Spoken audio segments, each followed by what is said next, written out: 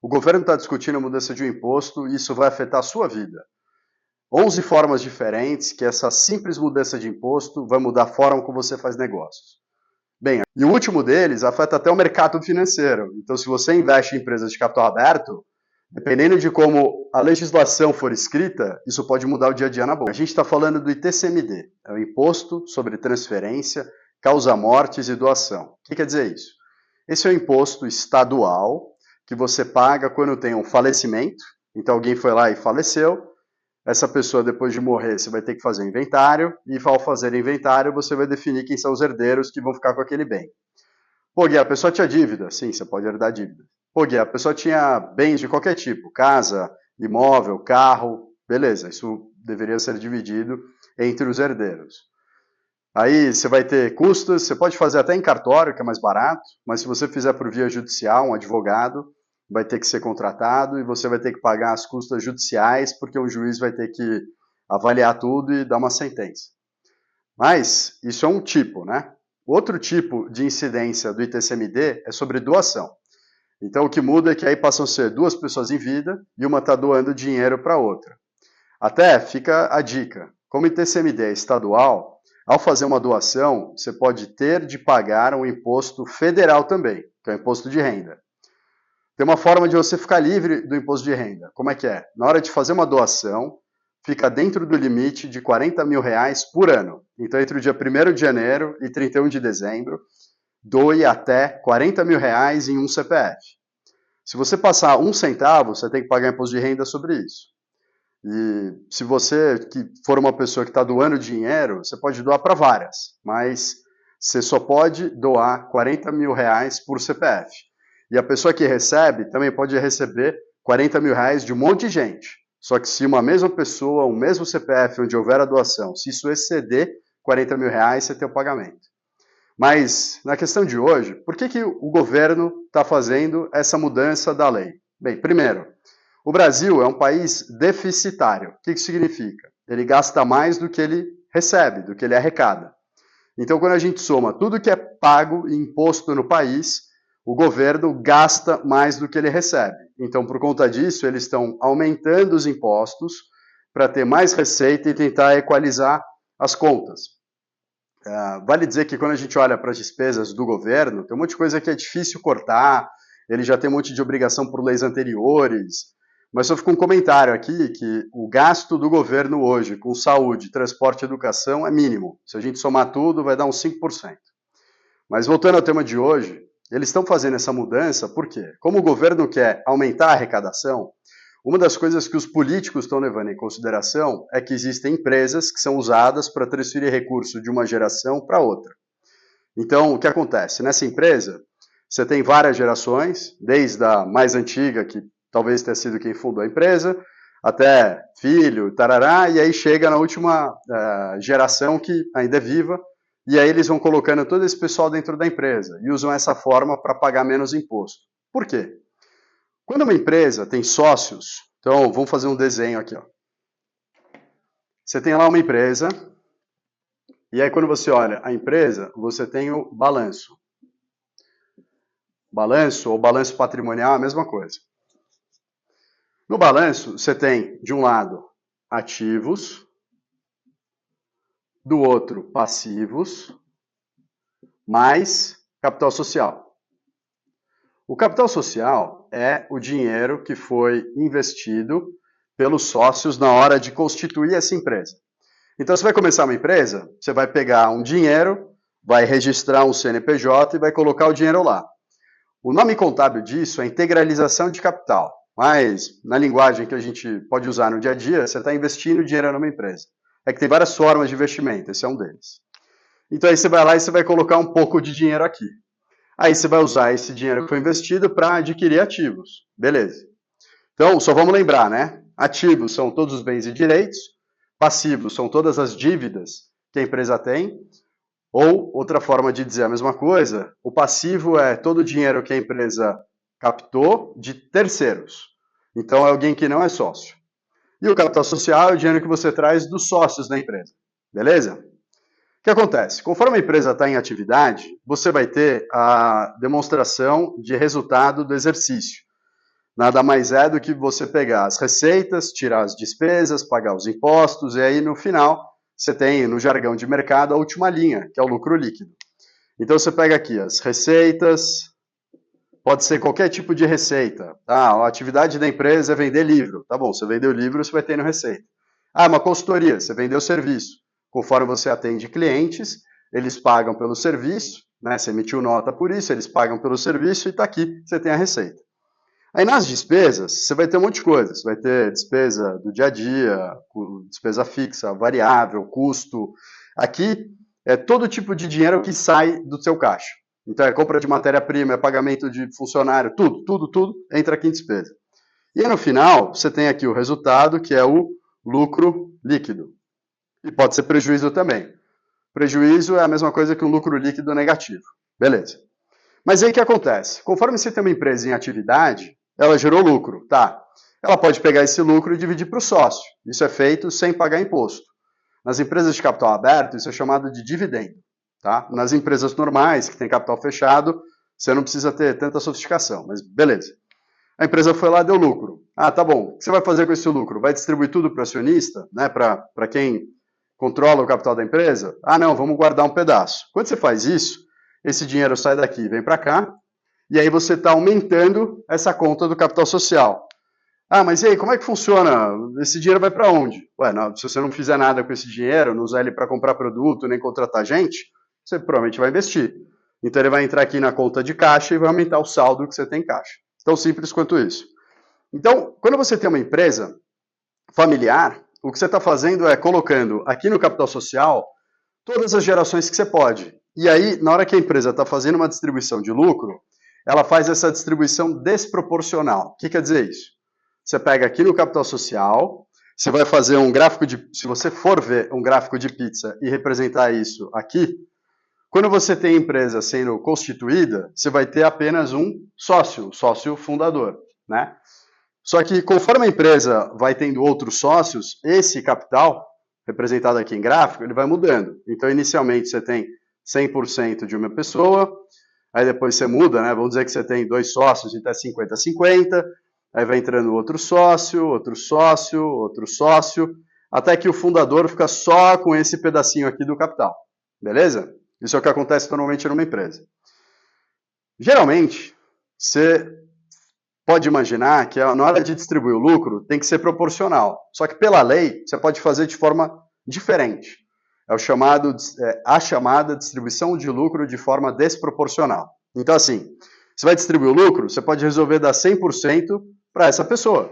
Você é livre para fazer isso, como gestor da empresa. Claro, todo mundo tem que estar de acordo. Se ninguém souber, você pode estar desviando recurso, que seria de terceiros, né? Terceiros eu digo sócios. Mas enfim, vamos simplificar. O que as empresas fazem, né, quando elas são familiares? Muitas vezes, na distribuição de capital, você não tem tanto uma distribuição tão parelha assim, né? Você tem ali o fundador que quer continuar tomando a decisão, então muitas vezes ele vai ter uma parcela maior do capital da empresa, mas essas outras partes menores vão cair para o tio, filho, cunhado, genro, neto 1, 2, 3, 5, por aí vai. Até bisneto, se estiver vivo dá para fazer. Então, o que os políticos estão olhando é que quando você faz uma distribuição desproporcional numa empresa familiar, o que você está fazendo é antecipando herança.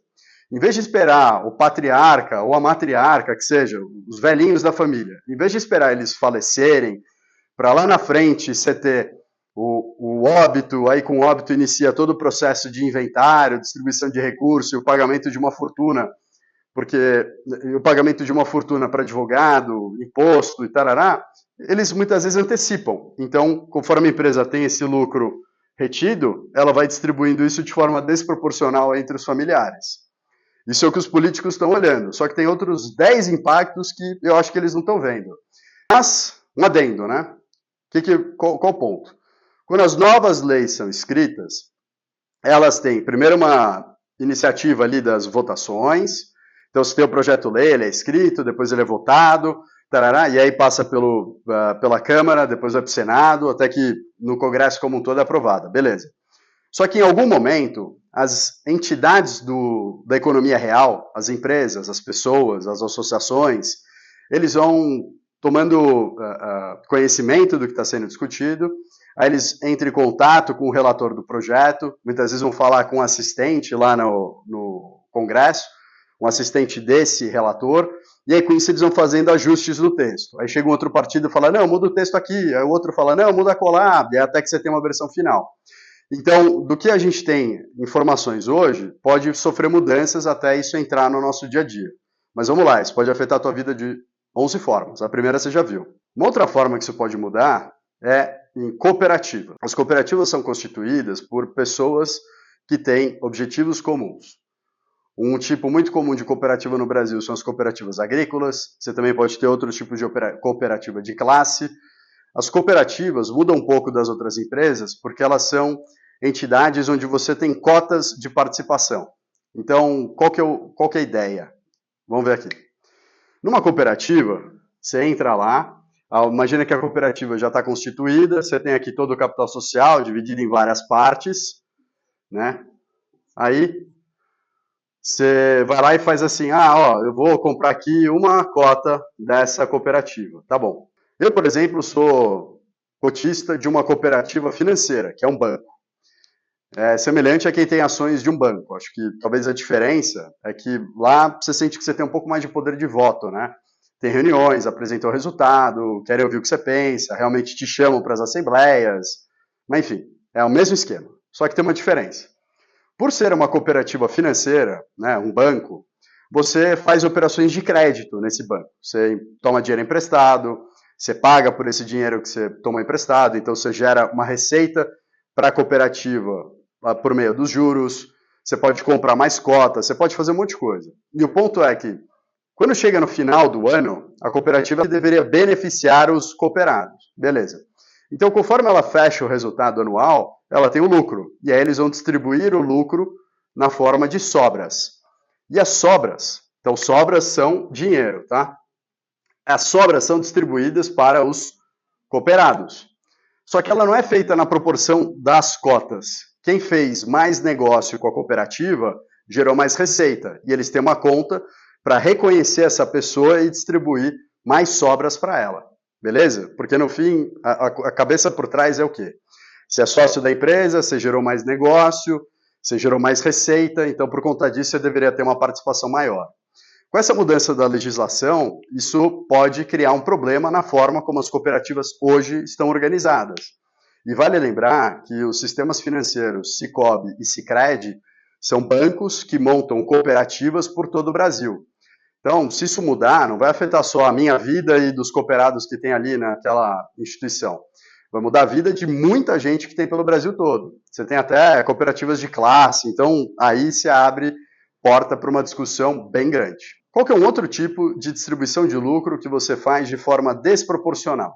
Bem, quando você tem uma empresa e você contrata executivos do mercado, muitas vezes você traz essas pessoas para dentro da empresa, no controle, então você dá ali cotas dessa empresa, só que no dia a dia você não precisa distribuir dinheiro na mesma proporção.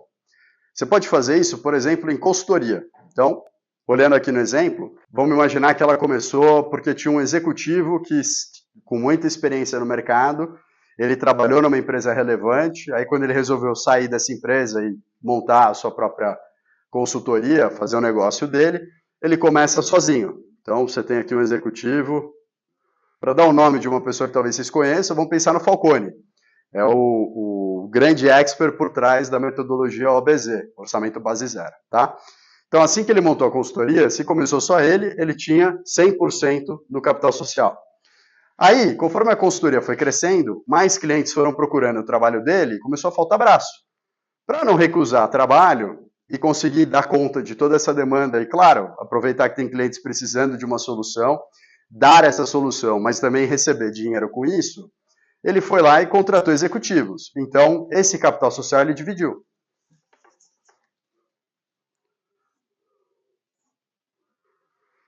Vamos pensar que ele trouxe 3 executivos de mercado. Só que ele não distribui igual para todo mundo, né? Então ele colocou aqui 2 executivos com uma parte igual, então a gente está falando aqui de 12,5%, aqui tem mais 25% para uma outra pessoa, e ele, Falcone, ficou com 50% da empresa. Quando você entra numa consultoria dessas, você tem o seu salário e você vai receber uma proporção da receita gerada pela empresa. E isso está muito ligado aos projetos nos quais você participa. Pô, você tem uma pessoa aqui que participou de um projeto só, um projeto muito demorado, que faturou 10 vezes. Beleza. Aí você tem outra pessoa que também participou de um projeto longo, demorado, que faturou mais 10 vezes. Aí você tem esse cara aqui, que ele tem uma participação maior, ele é relevante, só que ele não conduz tanto projeto, ele é mais comercial. Então o papel dele em trazer e fechar negócios acabou sendo 5, sei lá. E aí na hora que você vai somando, você vai vendo que cada uma dessas pessoas teve uma participação diferente. E você quer pagar eles com base na participação deles, né? Como se fosse aqui a DRE da empresa. Na participação deles na geração de resultado, não na participação deles no controle da empresa. Pô, Gui, mas por que o fundador não vai receber mais?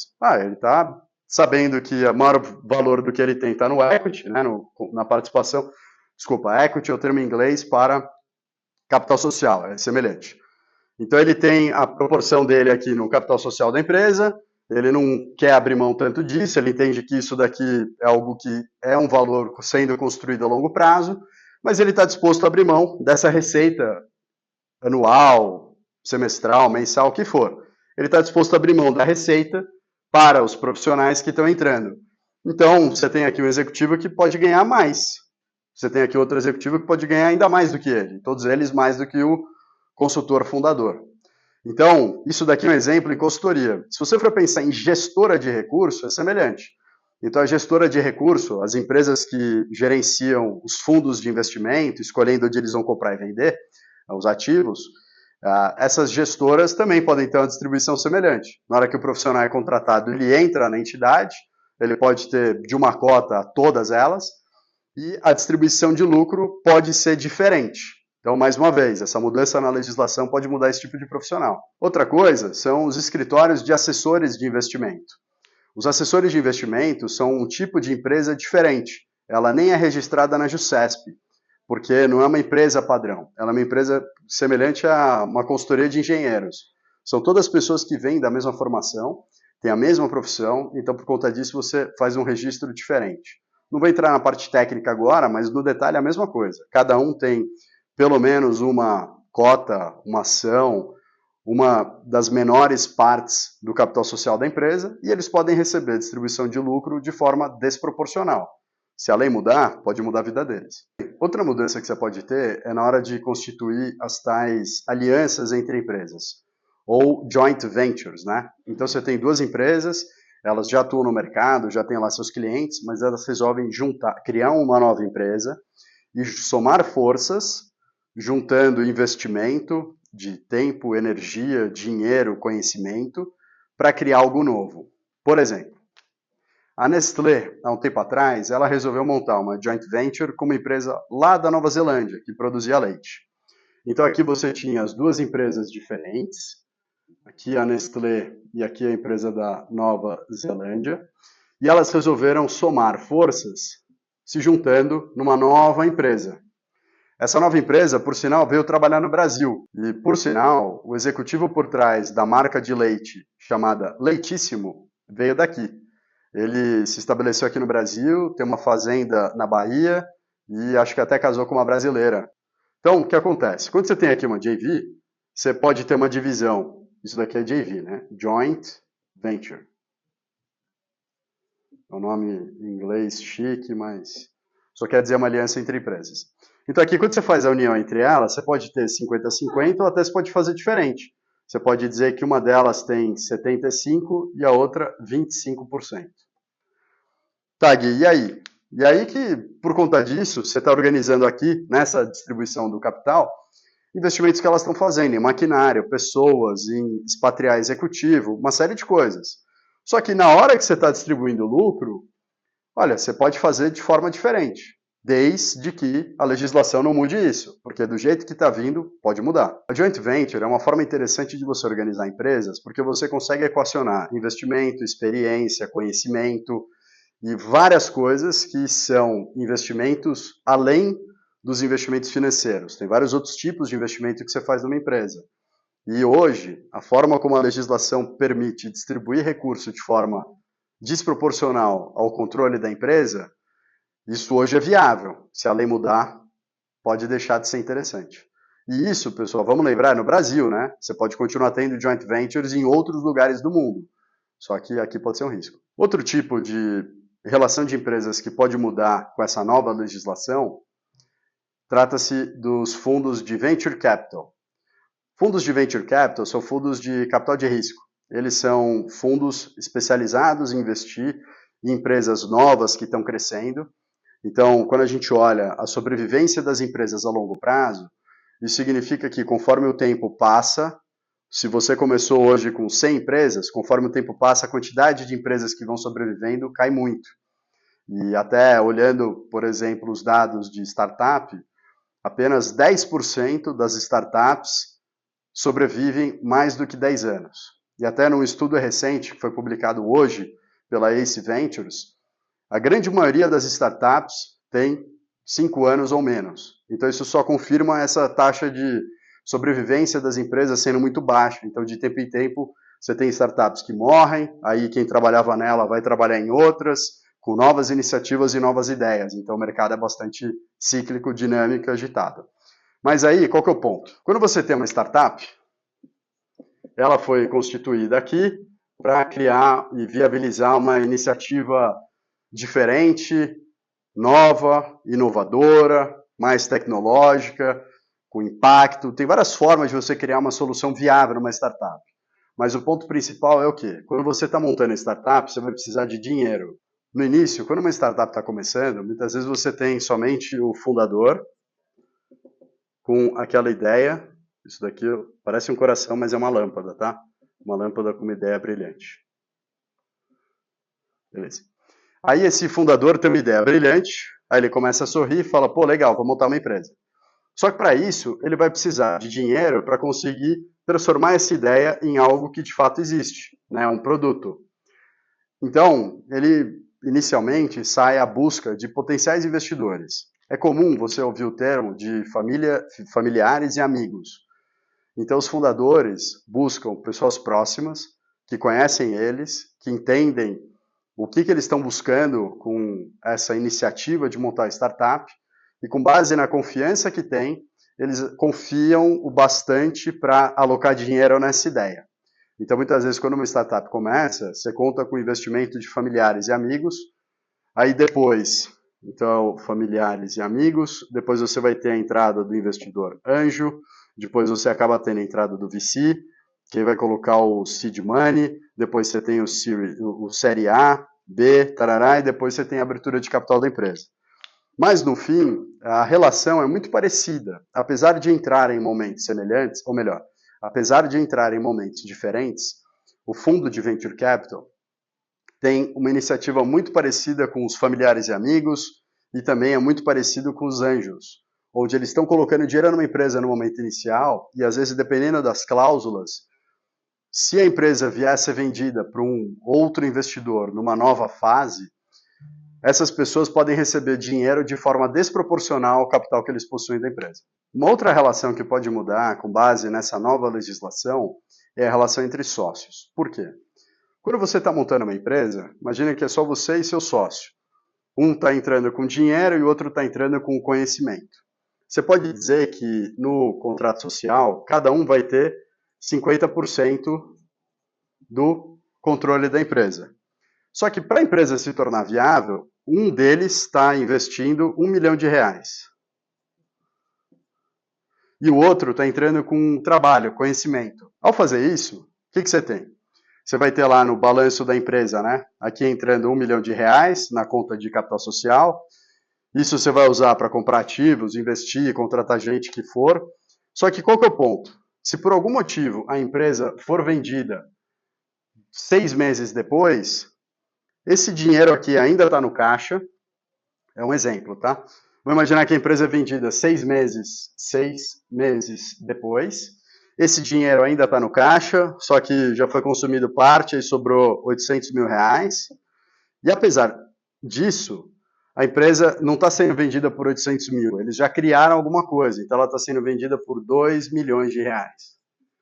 Você concorda que fazer uma divisão meio a meio nesses R$2 milhões, sendo que esse cara trabalhou 6 meses, e essa outra pessoa investiu 800 mil reais, talvez não seja algo que os deixe confortáveis. Então, às vezes, é comum entre sócios, especialmente nesse momento, você ter um acordo de sócios, onde, dependendo do que acontecer na empresa, você vai dar preferência no pagamento para esse sócio que colocou o dinheiro. E você pode até garantir a ele uma rentabilidade mínima de X% no dinheiro que está sendo investido. Então vamos pensar que passou 6 meses, ele investiu esse dinheiro e ele está acostumado a olhar mercado financeiro, então ele esperava uma rentabilidade mínima de pelo menos 10%. Então esse 1 milhão teria que se tornar, ao final de um ano, 1 milhão e 100 mil. Pô, Gui, mas são 6 meses, juros compostos, tá? Só para a gente não ter que parar aqui e fazer conta, ensinar conta para vocês, vamos imaginar que é a metade disso. Então a gente está falando de 1 milhão e 50 mil.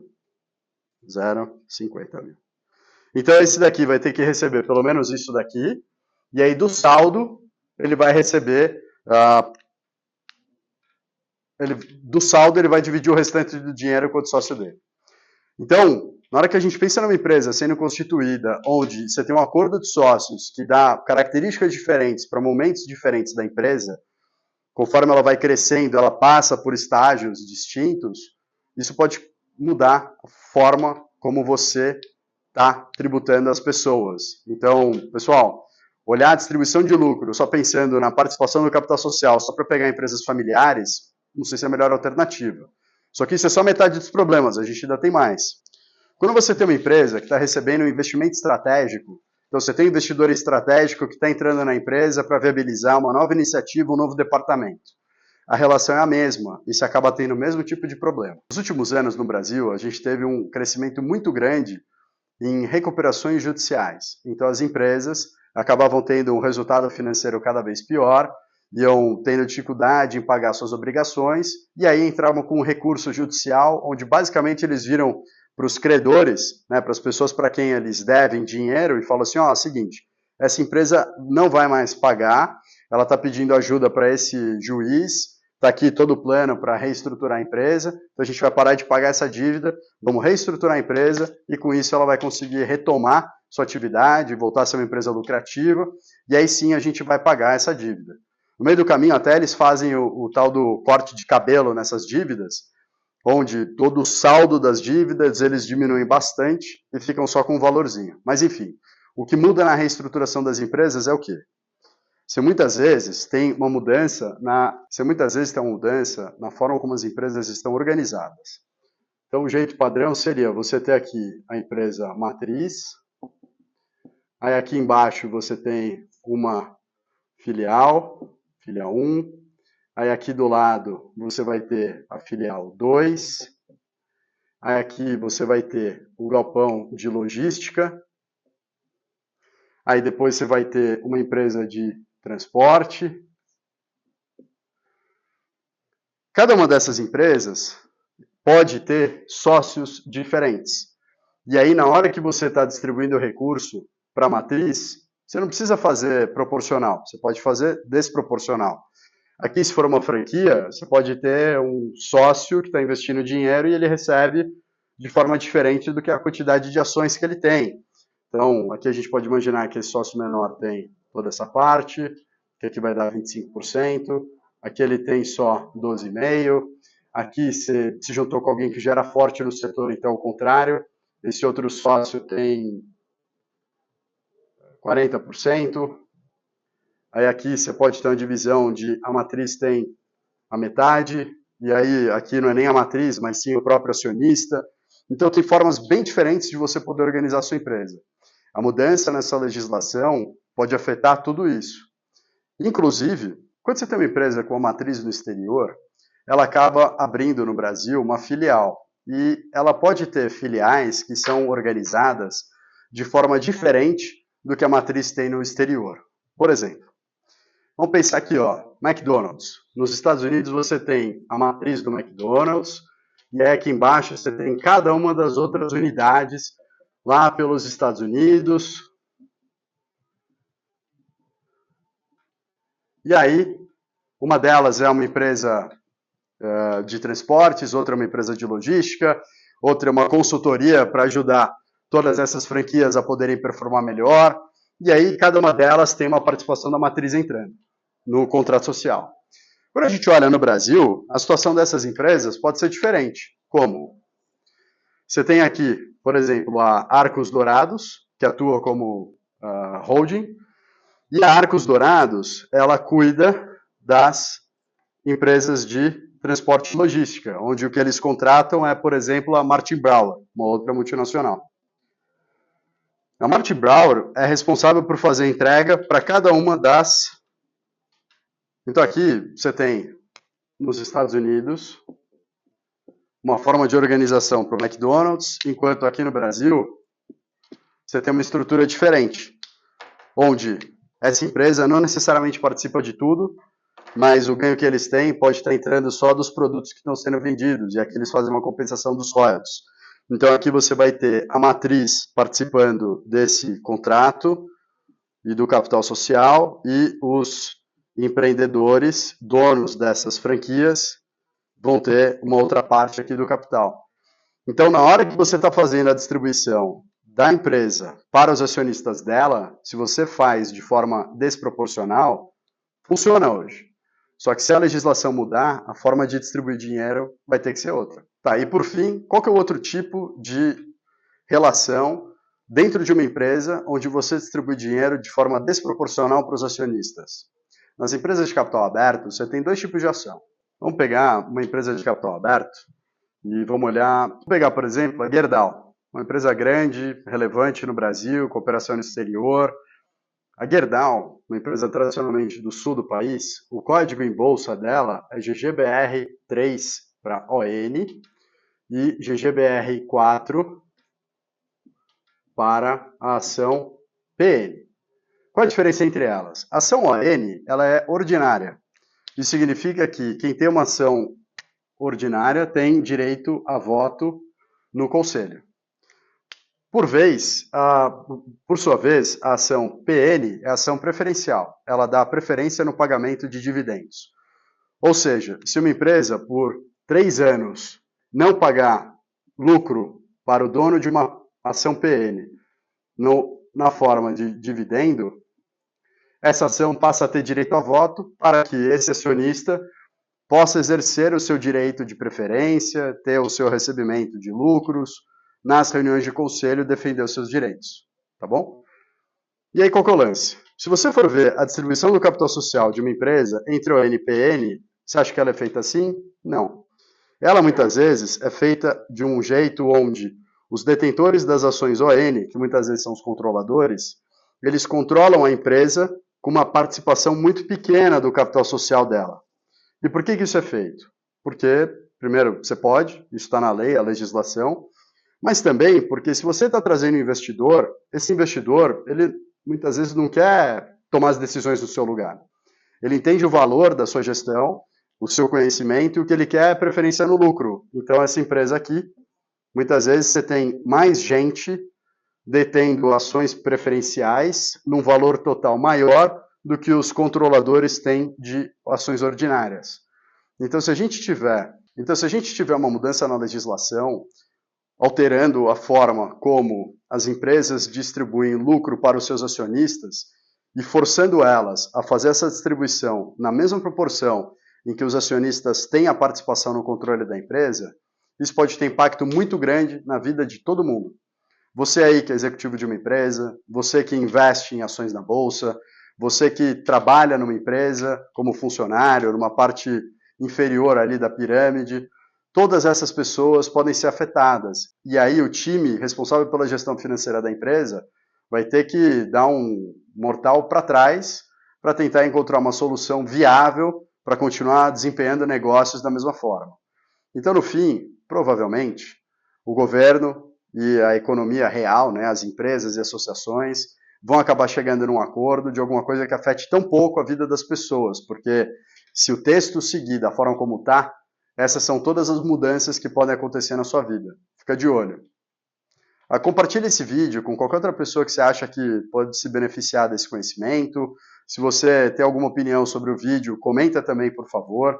A ideia é entregar um conteúdo cada vez mais relevante, mais simples, para desmistificar finanças, investimentos, seguros e toda a vida financeira que nos segue. Um abraço!